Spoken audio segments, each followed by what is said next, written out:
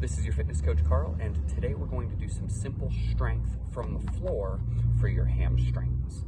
Now, our hamstrings are 3 muscles on each leg that run up the back side of your thigh.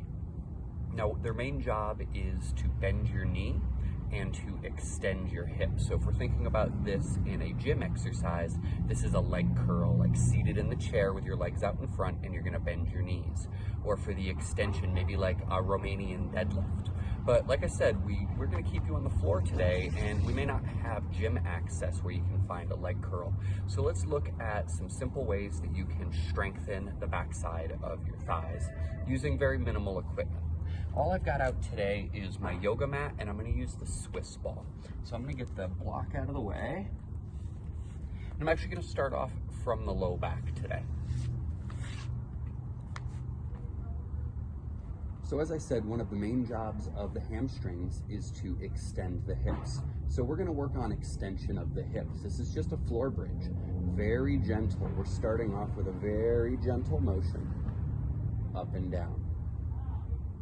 Now what I'm really trying to work on here is just moving at my hip joint right here, right? You can see I'm just bending where my fingers are. My ribs and my pelvis are staying even with each other.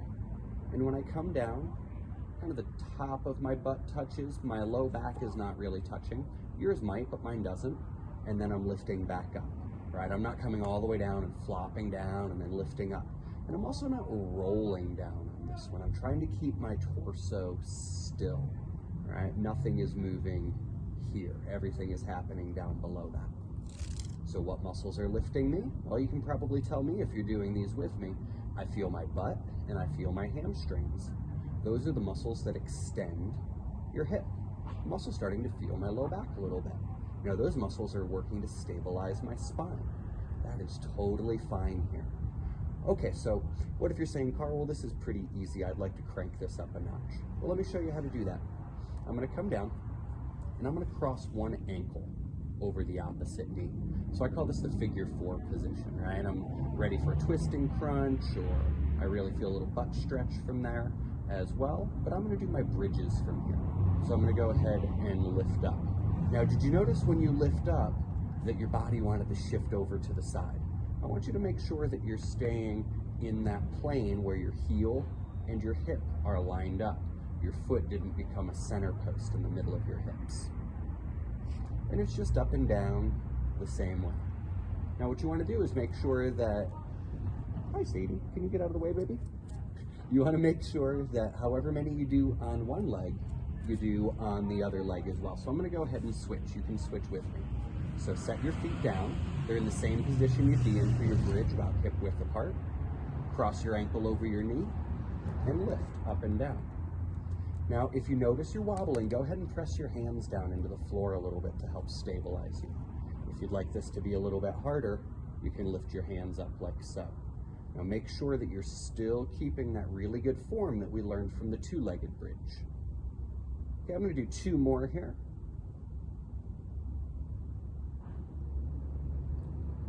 All right. Now, since we're bridging, let's do something specifically to really light up the hamstrings from that bridge position, okay? So we're gonna relax down, plant the feet just out of reach of my fingertips here, and I'm gonna lift my butt up into my bridge pose here, okay? So I check in with my pelvis, belly's drawn in, small waist. Yeah, I feel my butt and my hamstrings. Now I'm gonna dig into my hamstrings a little bit more by thinking about bending my knees more. I'm gonna think about bending my heels back in toward my butt. Now, I will let you know that your hamstrings may cramp when you try to do this, so don't try to pull as hard as you can. I usually think about pulling about 75%, right? Now what I wanna do is keep my torso nice and still. It's really easy to wanna arch your back here.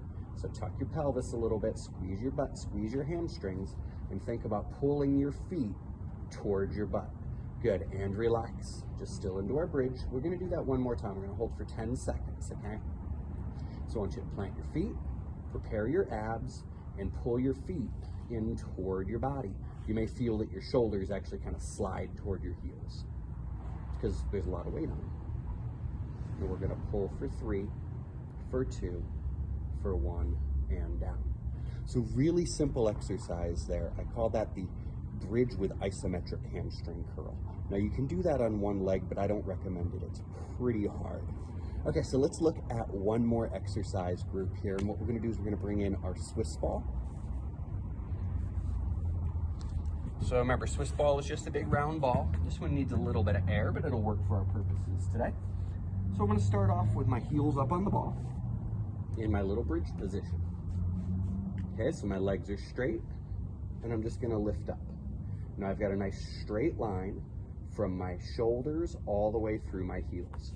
Okay, so you may feel that this is hard, right? I'm wobbly a little bit. I want to push in with my arms. So what muscles should I feel here? Same thing as the other bridge, hamstrings. Maybe not as much butt here, a little bit more in the low back. Okay, so I'm going to dorsiflex my ankles, which means pull my toes up toward my shins.